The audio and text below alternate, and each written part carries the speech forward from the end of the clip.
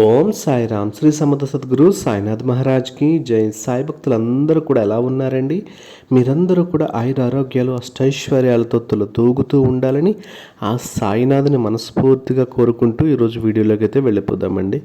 మరి ఈరోజు సాయిబాబా గారు అందించేటువంటి ఒక అద్భుతమైనటువంటి సందేశం ఏమిటి అని చెప్పి ఆలోచిస్తే, బిడ్డ, ఈరోజు నువ్వు అత్యంత అద్భుతమైనటువంటి రోజుగా పరిగణించి ఈరోజు నువ్వు నీ యొక్క కష్ట నష్టాలన్నీ కూడా ఆ యొక్క అమ్మవారికి చెప్పుకున్నావు అంటే అవి నీకు తీరిపోయే ఒక అవకాశం అయితే ఉంది తల్లి.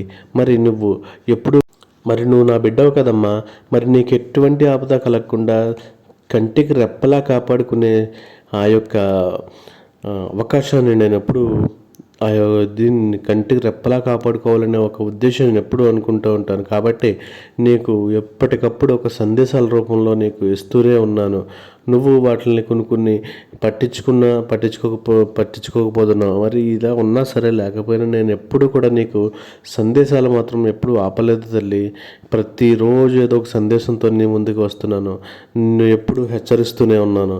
నేను ఏ విధంగా జాగరూకుడు అవ్వాలని చెప్పేసి చెప్తూనే ఉన్నాను. కాబట్టి ఈ సందేశం కూడా నీ కొరకే తల్లి. మరి ఈ రోజు నుంచి అత్యంత వైభవంగా మన దేవీ నవరాత్రి ఉత్సవాలు అయితే ప్రారంభమవుతున్నాయి కదా. మరి ఈ దేవీ నవరాత్రుల్లో సంకల్పం అయితే చేసుకుని నీకు నువ్వు దృఢపరుచుకో తల్లి. నీ యొక్క ఆత్మ బలాన్ని అంతటినీ కూడబట్టుకుని నువ్వు ఒక ఉన్నతి వైపు అడుగులు వేయాలని నేను ఆకాంక్షిస్తున్నాను తల్లి. ఈ దసరా నీ యొక్క జీవితంలో శుభ దసరాగా మారాలని, అలాగే నీ యొక్క ప్రతి విషయాల్లోనూ నేను నీకైతే తోడుగానే ఉంటాను. నాతో పాటు మన అమ్మవారు కూడా నీకు తోడుగా ఉంటుందని చెప్పేసి మనస్ఫూర్తిగా కోరుకుంటున్నాను. మరి ఈ వీడియో ఇంకా బాబాగారు ఇంకా ఏం చెప్పబోతున్నారు అనేది ఒకసారి నిశ్చితంగా పరిశీలిస్తే మనం ఒక్కటండి, ఈ వీడియో మొత్తం చివరి వరకు చూస్తేనే కానీ బాబాగారు మనకి ఏం చెప్తున్నారు అన్నది తెలియదండి. మరి ప్లీజ్ ఈ వీడియో అయితే స్కిప్ చేయకుండా పూర్తిగా చూస్తేనే మనకు తెలుస్తుందండి. కాబట్టి అలాగే ఫస్ట్ టైం నా ఛానల్ ఎవరన్నా చూస్తున్నారంటే ప్లీజ్ సబ్స్క్రైబ్ అయితే చేసుకోండి. సబ్స్క్రైబ్ చేసుకోవటం వల్ల మీకు నోటిఫికేషన్స్ అనేవి మొత్తం నేను ఏది వీడియో పెట్టినా సరే మీకు నోటిఫికేషన్ అనేది వస్తుంది. అలాగే ఈ వీడియోని కొంతమంది భక్తులకైతే షేర్ చేశారు అంటే అది వారు కూడా కొంత ఉపయోగాన్ని పొందుతారని ఒక చిన్న ఆశతోనే ఈరోజు ఇలాంటి వీడియోలు అయితే చేస్తున్నాండి. అలాగే బాబాగారు నేను చేసేదేం కాదు, బాబాగారు నా చేత చెప్పిస్తున్నారు, నేను చేస్తున్నాను అంతే అండి.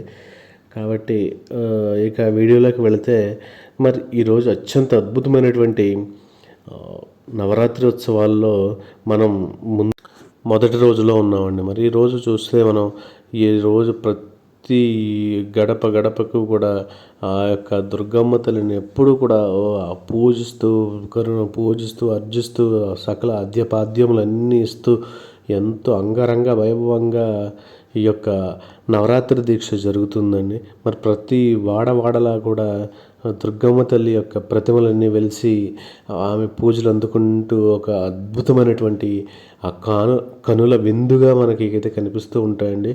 మరి ఇలాంటి అద్భుతమైనటువంటి కనువిందు మనం ఇంకా మరింత మన జీవితంలో కూడా ఎలాంటి కనువిందు రావాలి అంటే మనం ఈ యొక్క మనం కొన్ని పరిహారాలు చేసుకున్నాము అంటే, అలాగే ఈ రోజు నుంచి మనం ఒక సంకల్ప బలం అనేది మనం పెంచుకున్నాము అంటే మనకి ఎట్టి పరిస్థితుల్లోనూ ఆనందాలు వెల్లివిరుస్తాయని నేను మనస్ఫూర్తిగా చెప్తున్నాను తల్లి.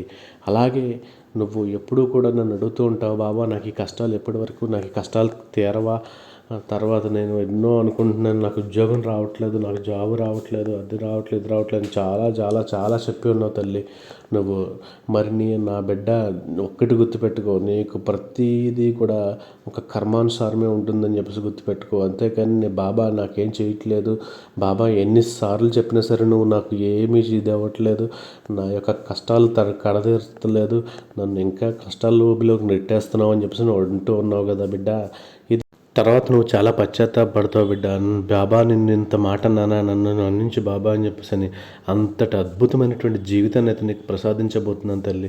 మరి నువ్వు ఎప్పుడు కూడా ఆనందంగా ఆరోగ్యంగా ఉండాలనేదే కదా మరి ఈ యొక్క తండ్రి యొక్క ఆకాంక్ష.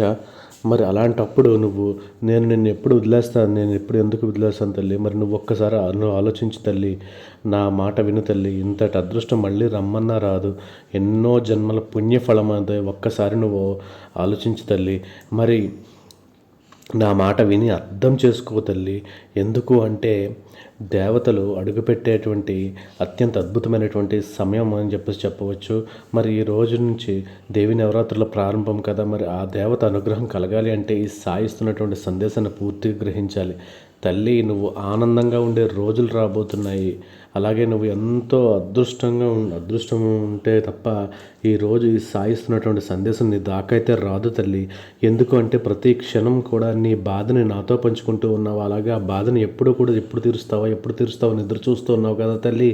అన్ని బాధలు కూడా పూర్తిగా పోతాయి. కాస్త ఓపిక పట్టు తల్లి. మనసు చెడుతో నిండిపోయి ఉన్నది. మంచి చెప్పేవారు నీకు ఎవరూ లేరు. శత్రువులుగాను, చెడు చెప్పేవారు శ్రేయోభిలాషులుగాను నీకు కనబడుతున్నారు. ఈ కాలంలో మంచిగా నటించేవారు నీ చుట్టూతో ఉన్నారు. మరి ఎవరు మంచివారో ఎవరు చెడ్డవారో కూడా నీకు తెలుసుకోలేంత ఇదిలో ఉన్నావు తల్లి. నువ్వు ఒక్క క్షణం నువ్వు నా మాట విను.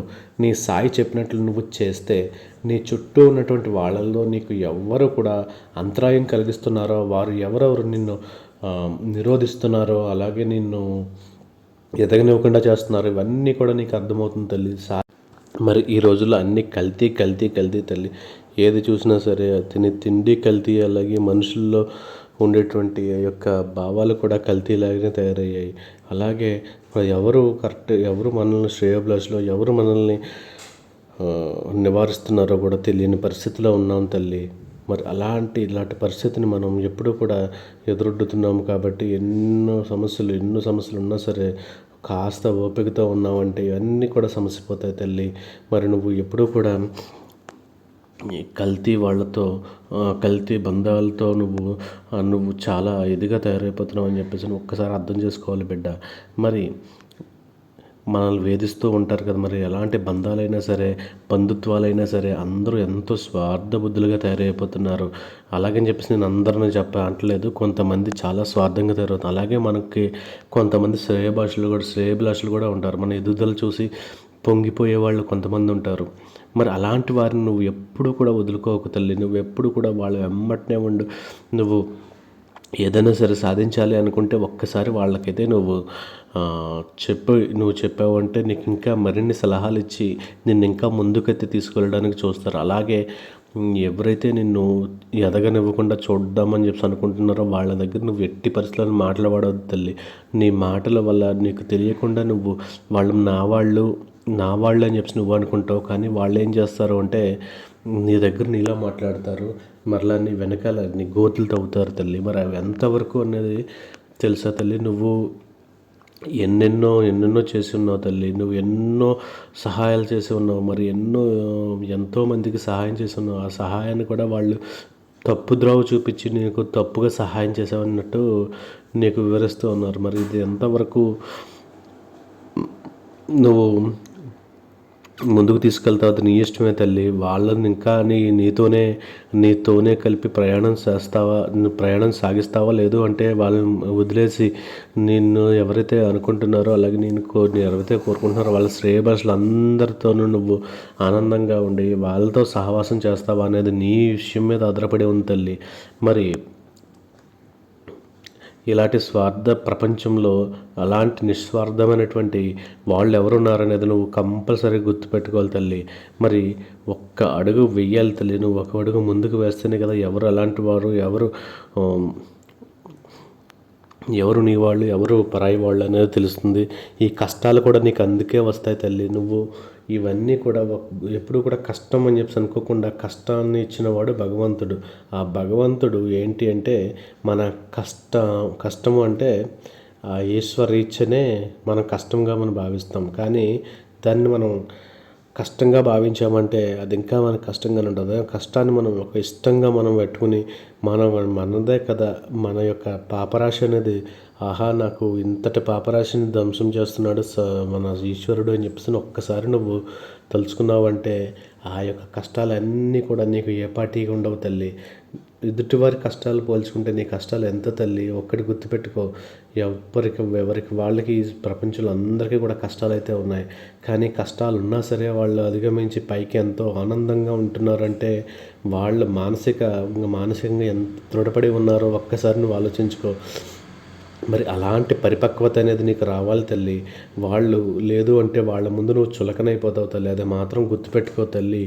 మరి ఇంట్లో ఎలాంటి సమస్యలు ఉన్నా సరే నువ్వు కాస్త ఓపికతో అన్నీ చూస్తూ ఉండు తల్లి.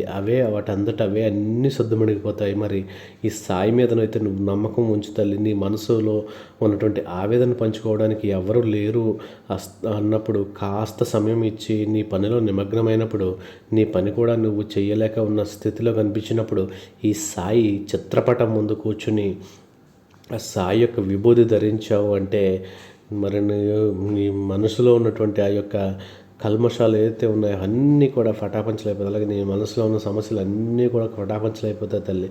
నీ బాధ అంతా కూడా తీరిపోతుంది. ఎందుకంటే నీ పక్కనే నా పక్కనే నా తండ్రి ఉన్నాడని ఒక కొండంత భరోసా అయితే నేను నీకు ఇస్తాను తల్లి. మరి తల్లి మాట్లాడాలని మనసులో ఆలోచనలు చంపుకోవడం, బతకడం అలవాటు చేసుకోవాలి తల్లి. ఎందుకంటే ఎప్పుడు కూడా ఏదో ఒక మాటలతో ఒక యుద్ధం అయితే జరుగుతుంది. మరి నీ చుట్టూ ఉన్నవాళ్ళు నిన్ను అలా మభ్యపెడుతూ ఉంటారు. మనం అంటే ఇష్టం ఉన్నవాళ్ళు మన మాటల వెనుక బాధను అర్థం చేసుకుంటారు. కానీ మనం అంటే ఇష్టం లేని వాళ్ళు ఏం చేస్తారంటే మనం చెప్పే ప్రతి మాటని కూడా వంకర అర్థం తీసి మన ఎదుట సమాజంలో లేవనెత్తుతారు తల్లి. మరి అది ఎప్పుడు కూడా గుర్తుపెట్టుకోవాలి. మనం ఏదైనా మాట మాట్లాడామంటే ఆ ఎదుటి వారికి ఆ మాట ఏ విధంగా చేరబోతుంది, అలాగే ఎలాంటి పరిస్థితుల్లో మనం ఎలాంటి మాట మాట్లాడాలి అనేది ఒక్కసారి నిర్దేశం అనేది చేసుకుని నువ్వు నిర్ధారించుకుని అప్పుడు మాత్రమే మాట్లాడాలి తల్లి. మరి మాటకి ఎంత ఇది ఉన్నదంటే నోరు మంచిదైతే ఊరు మంచిది అవుతుంది అని చెప్పేసి ఒక సామెత అయితే మనకు లేకపోలేదు కదా. మరి అలాంటి సామెత ఎలా వచ్చింది అంటే ఒక్కసారి ఆలోచించు. మన నోరు అనేది మనం మంచిదైతే ఊరంతా కూడా మన చుట్టాలే.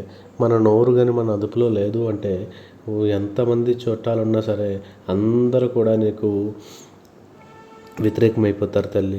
మరి నీ నోరు అంతటి పవర్ అని చెప్పేసి ఒక్కసారి గుర్తుపెట్టుకో. అలాంటి అద్భుతమైనటువంటి ఆ దేవుడు మనకి మాట ఇచ్చాడు అంటే ఏ జీవరాశికి కూడా, ఏ జంతుజాలను మన సమస్త ఈ భూమండలంలో ఉన్నటువంటి జీవరాశులు అన్నింటికి కూడా ఈ దేనికి లేనటువంటి ఒక గొప్పదైనటువంటి ఒక మాట అనేది భగవంతుడు మనకి ఇచ్చాడు. మరి అలాంటి అద్భుతమైనటువంటి మాటని మనం అక్కర్లేనటువంటి విషయాల పట్ల మనం మాట్లాడి యొక్క మాటను చిన్నబుచ్చే కంటే అవసరమైనటువంటి విషయాలు మాట్లాడి నువ్వు గౌరవంగా ఎదగాలి అని చెప్పేసి అనేది నా యొక్క తాపత్రయం తల్లి. మరి మనం అంటే ఇష్టం లేని వాళ్ళు ఎన్నెన్నో చెప్తూ ఉంటారు, ఎన్నెన్నో గోతులు తవ్వుతూ ఉంటారు. అలాంటి వాళ్ళందరినీ కూడా నువ్వు అస్సలు మాట్లాడవద్దు తల్లి. నువ్వు మాట్లాడకుండా నీ పని నువ్వు చూసుకుంటూ వెళ్ళి తల్లి. ఆ తర్వాత అంతా జరిగేదంతా నేను చూసుకుంటాను. మరి నువ్వు ఎంత ప్రయత్నం చేస్తున్నావు అనేది అది ఎవరి కోసం తల్లి. మరి నువ్వు ఆ బంధాన్ని నువ్వు ఎందుకు అంత రక్షణగా నువ్వు అది లేదు అని చెప్పేసి ఎందుకు ఫీల్ అవుతుంది నాకైతే అర్థం అవ్వట్లేదు తల్లి. మరి ఆ బంధం ఉంటే ఎంత పోతే ఎంత అనేది ఒక్కసారి నువ్వు ఆలోచించుకో. ఎంతెంత దూరం అయితే నువ్వు సంతోషంగా ఉండగలుగుతావో మరి వాళ్ళు అంత దూరం అయితే నువ్వు అంత హ్యాపీగా ఉండగలుగుతావు తల్లి. మరి ఇది ఒక్కటి గుర్తుపెట్టుకో, అలాంటి బంధాలు నీకు అవసరం లేదు తల్లి. మన మీద మనకే అసహ్యం వేసే సందర్భం ఏంటో తెలుసా? మరి మనకి విలువ ఇవ్వని వాళ్ళకి మనం ఎక్కువ విలువ ఇవ్వడం. మరి మన మనసులో చాలా ఉన్నతమైన స్థానం ఇచ్చి వాళ్ళని చూడడం మరి ఇదే కదా. మరి మనకే అసహ్యం అనేది రాదా మరి బిడ్డ? మరి ఈ బతుకు అవసరమా అని అనిపించే అంత విధిగా తయారవుతుంది మరొకరికి మనం అంటే చాలా ఇష్టం. మరి కొంతమందికి మనకు ఇష్టం లేనప్పుడు వారి పట్ల మనం చూపే ప్రేమ సైతం అది అయిష్టంగానే కనిపిస్తుంది తల్లి, తలనొప్పిలానే కనిపిస్తుంది. మరి కాబట్టి అలాంటి తలనొప్పులు మనకు ఎందుకు తెచ్చుకోవాలి తల్లి? మనమే మౌనంగా ఉంటే పోయేది కదా. మరి దానివల్ల మనకి ఇబ్బంది పడేది మనం మనమే కదా తల్లి. మరి ఒక్కటి గుర్తుపెట్టుకో, వాళ్ళ నుంచి మనం దూరంగా ఉండడమే మనకి అత్యంత మంచిది తల్లి. నీకు కూడా నీ జీవితంలో, అలాగే నీ జీవితానికి కూడా ఎంతో మంచిదవుతుంది. మరి మనం అంటే ఇష్టం లేని వాళ్ళు అని ఎవ్వరూ ప్రత్యేకంగా ఉండరు. వారి ప్రవర్తన బట్టే మనం అర్థం చేసుకోవాలి తల్లి. కష్టమైనా సరే, నష్టమైనా సరే మనమే దూరం అవ్వాలి. విలువ లేని చోట బాధపడుతూ ఉండడం కంటే కష్టమైనా సరే వదిలేసి ఉండడం ఎంతో మంచిది కదా. మరి నీకు ఈ విలువ లేని చోట మాట్లాడవద్దు తల్లి. మరి ప్రేమ లేని చోట ఆశపడవద్దు. నిన్ను నిర్లక్ష్యం చేస్తున్న వారి కోసం నువ్వు ఎందుకు వెంపర్లాడిపోతున్నావు తల్లి? మరి నిన్ను దూరం చేస్తున్న వారిని నువ్వు ఎందుకు వారిని దగ్గరికి ఇవ్వాలని చూస్తున్నావు? మరి నువ్వు భారం అనుకున్న వాళ్ళతో నీ భావాలని పంచుకోవద్దు బిడ్డ. నీది కానిది దేనిపైనా సరే ఎక్కువ ఇష్టమైతే పెంచుకోవద్దు. నీ నిజాయితీని గుర్తించినటువంటి చోట నిమిషం కూడా ఉండవద్దు తల్లి. అవి నిన్ను ఎంతో బాధను కలిగిస్తాయి. మరి బంధం విలువ తెలియని వాడికి నీ స్థానం ఎంత గొప్పది అయినా సరే దిగజారిపోవాల్సిందే. మరి మనసు విలువ తెలియని వారికి నీ మనసు ఎంత మంచి పని చేసినా సరే, ఎంత మంచిదైనా సరే దూరంగా ఉండిపోవాల్సిందే బిడ్డ. మరి విలువలేని బంధం, మనసులేని అందం ఎంత ఉన్నా సరే మరి పనికిరాదు. బంధాలను కాపాడడానికి ఒక మెట్టు దిగి ఆలోచించు అనేది పెద్దవాళ్ళ మాట. కానీ అర్థం చేసుకున్న వారి కోసం ఎన్ని మెట్లు దిగినా తప్పులేదు. ఒక్కటి, మరి నిన్ను అర్థం చేసుకోలేని వాళ్ళ కోసం ఎంత నువ్వు కిందకు దిగినా సరే అది నీ పతనమే అవుతుంది తల్లి. అదొక్కసారి గుర్తుపెట్టుకో. మనల్ని ఎవరైతే మనలాగా చూస్తున్నారో, మన డబ్బును కాకుండా, అలాగే మన ఆర్థిక పరిస్థితిని కాకుండా మనల్ని ఎప్పుడైతే మన కష్టాల్లో ఉన్నప్పుడు వాళ్ళ చెయ్యి అందవేసి మనల్ని గెలిపిస్తూ ఉంటారో, అలాగే మనల్ని ముందుకు ప్రోత్సహిస్తూ ఉంటారో వాళ్ళే నిజమైన స్నేహితులు, అలాగే వాళ్ళే నిజమైన బంధం అని చెప్పేసి అని నువ్వు గట్టిగా నమ్ము బిడ్డ. అది అలా అర్థం చేసుకున్నావంటే మరి నువ్వు ఈ జీవితంలో నీకు తిరుగుండదు తల్లి. ఎవరైతే నిన్ను సపోర్ట్ చేస్తూ ఉన్నారో వాళ్ళని ఎప్పుడూ కూడా మర్చిపోవద్దు. ఎలాంటి పరిస్థితులను కూడా వాళ్ళని గుర్తుపెట్టుకోవాలి. అలాగే ఎవరైతే నిన్ను తొక్కేయాలని చూస్తున్నారో వాళ్ళని కూడా గుర్తుపెట్టుకోవాలి. ఎప్పుడు ఎలా సమాధానం చెప్పాలో నువ్వు నిర్ణయించుకుని ఆ విధంగా సమాధానం చెప్పు తల్లి. అంతేకాని కృంగిపోవద్దు, అలాగే కృషించిపోవద్దు. నీ యొక్క జీవితాన్ని నువ్వే చేతులారా పాడు చేసుకోవద్దు తల్లి. నీ వల్ల నీ బిడ్డలు ఎంత బాధపడుతూ ఉన్నారో ఒక్కసారి ఆలోచించు. అలాగే నువ్వు ఏదైనా సరే ఒక చిన్న విషయంలో తప్పు చేసావంటే, దానివల్ల నువ్వు పశ్చాత్తాపం పొందావంటే, ఆ యొక్క తప్పుని నువ్వు ఒప్పుకున్నావంటే అక్కడే నువ్వు ఒక గొప్ప స్థితిలో ఉన్నావని చెప్పేసి అర్థం చేసుకోవాలి. అంతేకాని నేను ఇది చేశాను అని చెప్పేసి నువ్వు జీవితాంతం బాధపడే కన్నా ఆ తప్పు చేసినట్టు నువ్వు ఒప్పుకున్నావు కాబట్టి, పశ్చాత్తాపం కలిగింది కాబట్టి అక్కడితో వదిలేసి ఇక మిగిలిన జీవితం ఏ విధంగా చేయాలి, అలాగే ఇలాంటి తప్పు మళ్ళీ మనం చేయకుండా మనం ఏ విధంగా ఉండాలనేది నువ్వు ఒక్కసారి ఆలోచించుకుని నీ జీవితాన్ని ముందుకు తీసుకెళ్ళావు అంటే ఎక్కడా కూడా దేవుడికి ఎప్పుడు కూడా నువ్వు ఒక విధేయుడివై ఉండి, అలాగే నీ యొక్క జీవితంలో నీ యొక్క లక్ష్యాన్ని నువ్వు ఆ లక్ష్యం వెంట వెళ్ళావు అంటే ఎట్టి పరిస్థితుల్లో నేను ఎవ్వరూ కూడా నిన్ను ఏమీ చేయలేరు బిడ్డ. అంతా కూడా నీకు అదృష్టమే జరుగుతుంది. మరి ఎలాంటి అన్నీ గుర్తుపెట్టుకోవాలి. మరి ఇంకా ఇంకోటి గుర్తు చేసుకో బిడ్డ. మరి అలాంటి ఎవరైతే నిన్ను తక్కువగా చూస్తారో వారికి దూరంగా ఉంచడమే మంచిది తల్లి. కాలం కలిసి వస్తుంది డెఫినెట్గా. ఈరోజు నీకు కాలం కలిసి రాకపోవచ్చు, కానీ ఒకటి బిడ్డ, రేపటి రోజున భగవంతుడు అనేవాడు ఉన్నాడు. నీ యొక్క కష్టాలన్నీ కూడా తీర్చేటువంటి రోజు అనేది ఒకటి వస్తుంది తల్లి. అది నువ్వు గుర్తుపెట్టుకో. అలాంటి రోజున నీకు ఆ రోజు ఎలా ఉంటుంది అంటే వారికి అర్థమవుతుంది అనమాట. నీ స్థానం ఏంటి, అలాగే నీ గౌరవం ఏంటి, అసలు నువ్వేంటి అనేది వాళ్ళకి అప్పుడు అర్థమవుతుంది. అప్పుడు అనుకుంటారు వారు, అయ్యో నిన్ను ఇంతలా బాధ పెట్టానంటూ క్షమించు నన్ను అని చెప్పని అలాంటి రోజు అనేది నీకు తప్పకుండా వస్తుంది తల్లి. మరి వారి కోసం నువ్వు ప్రత్యేకంగా నీ యొక్క జీవితంలో నీ టైంని అయితే వేస్ట్ చేసుకోవద్దని చెప్పేసి నేను చెప్తున్నాను తల్లి. మరి ఇది ఎంతవరకు నీకు అర్థమవుతుంది అనేది నాకైతే తెలియట్లేదు, కానీ ఒక్కటి గుర్తుపెట్టుకో బిడ్డ, నువ్వు ఎదురు చూడాల్సిన అవసరం అయితే లేదు తల్లి. ఈ జన్మలో నువ్వు ఎన్ని పుణ్యకార్యాలు చేస్తే అంత నీకు మంచి భవిష్యత్తు ఉంటుంది. అలాగే రాబోయే జన్మ అంటూ ఉంటే ఖచ్చితంగా నీ జీవితం ఇంకా బాగుంటుంది తల్లి. 1000 గోవుల మంద ఒకే చోట ఉన్నా కూడా దూడ మాత్రం ఖచ్చితంగా తన తల్లినే వెతుక్కుంటూ వెళ్తుంది. మరి తన దగ్గరికి ఎలా వెళ్తుంది? మరి ఇది మంచి చెడులు, పుణ్యం పాపం, మనం చేసేటువంటి కర్మఫలాలు ఆ విధంగానే మన దగ్గరికి వస్తాయి. మనం ఏదైతే మంచి చేస్తామో అంతా కూడా మంచి జరుగుతుంది. అలాగే నలుగురికి సహాయం చేసే గుణం నీకులో ఉంది అంటే నువ్వు అందరికీ కూడా చాలా ఉత్తమమైనటువంటి రాలు అవుతావు. అలాగే నువ్వు నాకు ప్రియ శిష్యురాలు అయితే అవుతావు తల్లి. మరి అంత గొప్ప గుణం ఉన్నవారు నువ్వు ఏ గుడికి వెళ్ళాల్సిన అవసరమే లేదు తల్లి. నువ్వు నమ్మే దైవం నిన్నే వెతుక్కుంటూ నీ దగ్గరికి వస్తుంది. మరి అంతే కదా. మరి ఈరోజు నీకు చెప్పాను, ఈరోజు నీకు వస్తుంది అంటే మరి అలాంటిది ఈరోజు సాక్షాత్తు ఆ యొక్క దుర్గా అమ్మవారి నీ ఇంటిని వెతుక్కుంటూ మరీ వస్తుంది. మరి ఇలాంటి అదృష్టం మళ్ళీ మళ్ళీ ఎక్కడ వస్తుంది తల్లి? దేవతలు తిరిగి నీ ఇంట్లోకి అడుగు పెడుతున్నారు అంటే మరి ఏ జన్మలో నువ్వు చేసుకున్నట్టు పుణ్యఫలమో ఈరోజు నీకు ఇంత దక్కబోతుందని నువ్వు అర్థం చేసుకోవాలి తల్లి. అలాగే రాబోయే మరి దసరా పండుగ నీ జీవితం పూర్తిగా మారిపోతుంది. దైవానికి కాదు, కర్మకు భయపడు. దైవం క్షమించినా కర్మ అనుభవించాలి తల్లి. మరి ఎవరిదైనా సరే, ఎక్కడైనా సరే, ఏ సొమ్ము నువ్వు కాజేసినా సరే నీకంతా డిపాజిట్ అవుతుంది తల్లి. నువ్వు వడ్డీతో సహా తిరిగి ఇవ్వాలి. అది నువ్వు గుర్తుపెట్టుకో. కాబట్టి దొంగతనాలు వద్దు. జీవితంలో ఎదగాలంటే కష్టపడి పైకి రా. ఎవరితోనైనా సరే సంతోషంగా ఉండు తల్లి. అలాగే సంతోషంగా అవకాశం వస్తే వదులుకోవద్దు.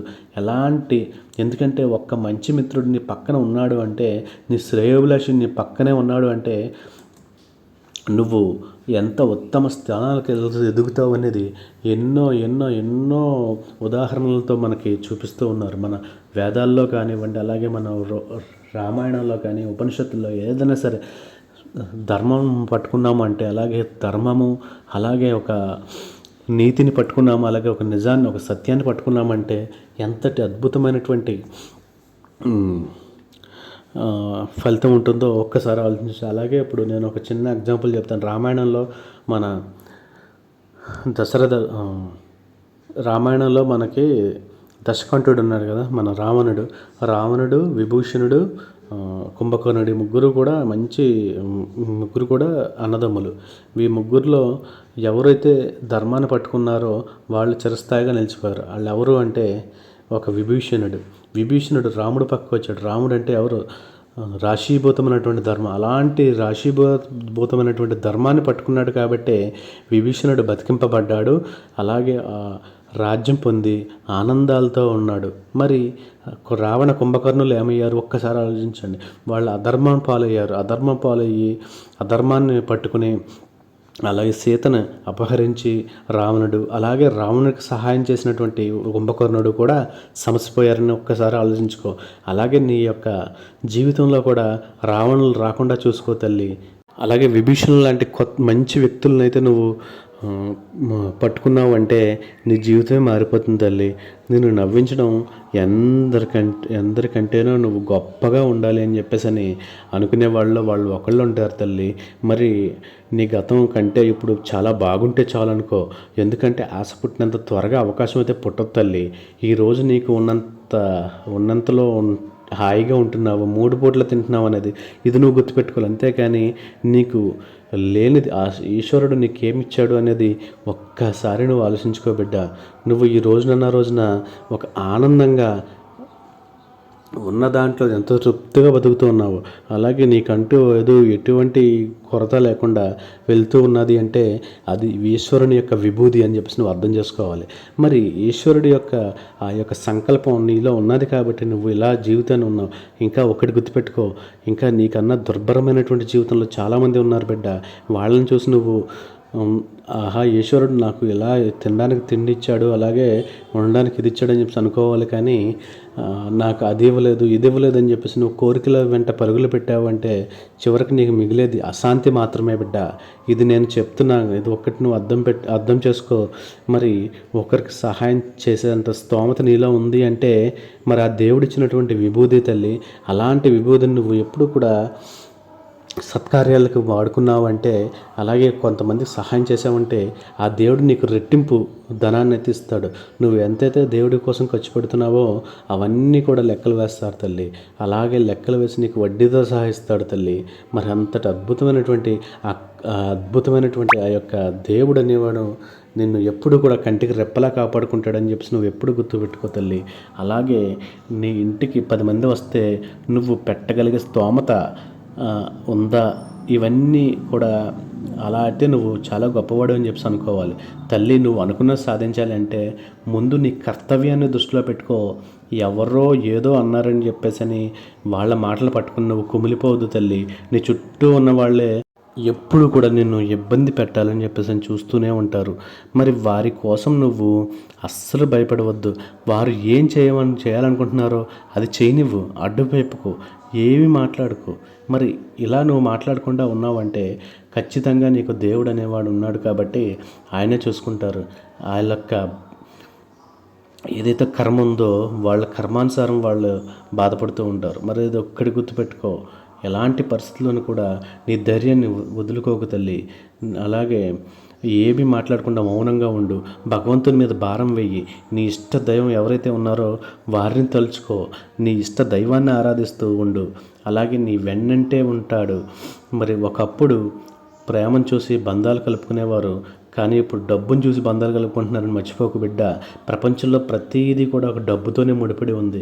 మరి ఈరోజు డబ్బుకున్నటువంటి విలువ మనిషికైతే లేదు. డబ్బు ఉంటే నిన్ను ఒక అద్భుతంగా చూస్తుంది, నిన్ను ఒక అత్యుత్తమైన వ్యక్తిగా చూస్తారు. నీ దగ్గర డబ్బు లేకపోతే నువ్వు ఎంతటి గొప్ప వ్యక్తివైనా సరే నీకు కనీసం కొద్దిగా విలువ కూడా ఇవ్వరు. మరి అలాంటి మనుషుల మధ్య మనం బతుకుతున్నాం. మరి ఒక్కసారి అర్థం చేసుకో బిడ్డ. అలాంటి బ్రతుకుల్లో మనం బతుకుతున్నామంటే తల్లి, ఈ మధ్యలోనే మనకు అర్థమవుతుంది కదా, పైసా లేకపోతే మనోడు కూడా మనల్ని పరాయుడిలా చూస్తాడు. ఇది మాత్రం గుర్తుపెట్టుకో. ప్రతి మనిషికి కూడా ఇది గుణపాఠం అవుతుంది. గుండెల్లో గుచ్చేటువంటి గుణపంలా మన బంధువులే మనకి గుచ్చుతూ ఉంటారు. మరి ఇలాంటి బాధ కలిగిస్తూ ఉంటారు. మరి మన దగ్గర డబ్బు ఉంటే మాత్రం వాళ్ళు ఏగల్లా వాలిపోతారు. మన చుట్టూ ఏదో ఒక బెల్లానికి చీమలు ఎలా చేరతాయో ఆ విధంగా మన చుట్టూ మోగిపోతారు. అది నీ దగ్గర డబ్బు లేకదు అంటే నీ దరిదాపుల్లోకి ఎవరు రారు అనేది ఈ నిజాన్ని గుర్తుపెట్టుకో. అలాగే ఎప్పుడైతే నీ దగ్గర డబ్బు లేనప్పుడు నిన్ను ఎవరైతే బాగా ఆదుకున్నారో, అలాంటి ఆప్తమిత్రుడు నేను ఆదుకున్నారో వాళ్ళని మాత్రం అస్సలు మర్చిపోవద్దు తల్లి. వారు నీ జీవితంలో వాళ్ళకి ఒక ఉన్నత స్థానం ఇచ్చి వాళ్ళని పదిలంగా పెట్టుకుని నిన్ను అక్కడ కూర్చోబెట్టాలి నువ్వు వాళ్ళని. అంతేకాని వాళ్ళు నువ్వు తోలదనుకున్నా అంటే మరి నిన్ను అంతా కూడా వెలివేస్తారు తల్లి. సమాజం అనేది నీకు ఈ డబ్బుతో కూడుకున్నది కాబట్టి నువ్వు ఎప్పుడు కూడా అలాంటి వ్యామోహంలో పడకుండా నువ్వు ధర్మంగా, అలాగే నువ్వు నీతిబద్ధంగా నువ్వు వెళ్ళావంటే నీకు అన్ని శుభాలే జరుగుతాయి. ఈరోజు నువ్వు అన్యాయంగా నువ్వు నీతి ధర్మాన్ని పట్టుకున్నావంటే ఈరోజు నువ్వు బాధపడవచ్చు, కానీ రేపటి రోజున నువ్వు సంతోషపడతావు తల్లి. మరి అక్కడే ఉంది అసలైన సంతోషం. మరి కర్మానుసారంగా అనుభవించేది ఏదైనా సరే మన మంచికి అని చెప్పి నువ్వు అనుకుంటే దానికన్నా ఉత్తమమైనది లేదు. ఈరోజు ఈ పరీక్ష పెట్టాడు దేవుడు. అయితే ఈ పరీక్ష ముగిసేలోపు బాబా కూడా మనల్ని గమనిస్తూ ఉంటాడు. మరి నువ్వు ఇందులో ఏదైనా సరే గుణపాఠం నేర్చుకోగలవా లేదా అనేది ఆ పరీక్షలో నెగ్గినప్పుడే నీకు తెలుస్తుంది. మరి ఆ పరీక్ష పెట్టాడు కాబట్టే కదా ఇప్పుడు నీకు ఏదైనా సరే ఇప్పుడు ఒక సబ్జెక్ట్ నువ్వు సబ్జెక్ట్ నేర్చుకున్నావు అంటే ఆ పరీక్షలో నువ్వు ఉత్తీర్ణురాలు అయితేనే కదా ఆ సబ్జెక్ట్ నీకు వచ్చిందని చెప్పి తెలియాలి. అంతేకాని నేర్చుకుని వదిలేస్తే అది నీకు పరీక్ష రాకుండా ఉంటే అది ఎంతవరకు వచ్చిందని నీకు ఎలా తెలుస్తుంది? ఒక సబ్జెక్ట్ నేర్చుకున్నావంటే దాని మీద ఎగ్జామ్ ఉంటేనే కదా ఆ సబ్జెక్ట్ మీద నీకు ఎంత పట్టు ఉంది, అలాగే నీకు ఎంత అధికారం ఉంది అనేది నీకు తెలుస్తుంది. కాబట్టి పరీక్ష అనేది మనల్ని మనం నిబ్బరంగా చేసుకునేటువంటి ఒక గొప్పదైనటువంటి ఒక అవకాశం మాత్రమని చెప్పి మనం భావించాలి తల్లి. మరి ఇలాంటి అద్భుతమైనటువంటి సందేశం మనకు అందించి మనం జాగరికలు చేసినటువంటి బాబా గారికి మనస్ఫూర్తిగా శ్రద్ధ శబురిని కామెంట్ చేయండి. కామెంట్ రూపంలో కామెంట్ అయితే చేయండి. అలాగే ఈరోజు వీడియో అందరికీ కూడా మంచిగా నచ్చిందని నేను అనుకుంటున్నాను. అలాగే రేపటి సందేశంలో మళ్ళీ మీ ముందుకైతే వస్తాను. అప్పటి వరకు సర్వేజన సుఖినో భవంతు. ఓం Sairam. Thank you for watching.